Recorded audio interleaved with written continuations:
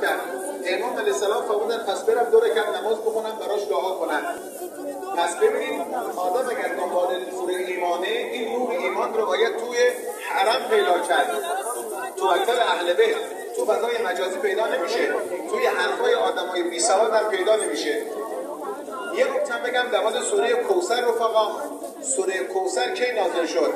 زمانی که مشرکین گیر داده بودن به پیغمبر، گفتن پیغمبر چون پسر ندارن از دنیا برون اسلام هم از بین میرود.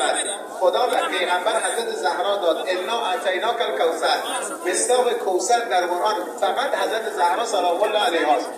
فصل لربک وانحر. پیغمبر در مقابل این نعمت فصل نماز شکر بخوان، وانحر قربانی کن و چرا عقیقه کن، ان شانک و الابتر. دشمنان تو دنبالیدن.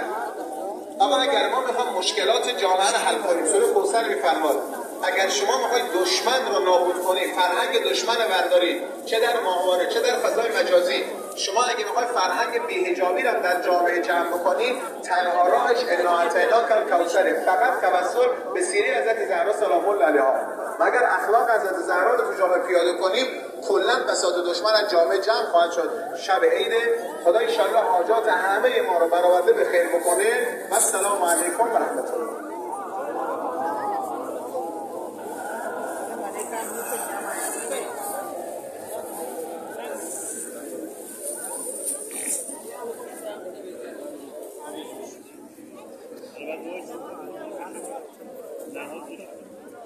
أعوذ بالله من الشيطان الرجيم.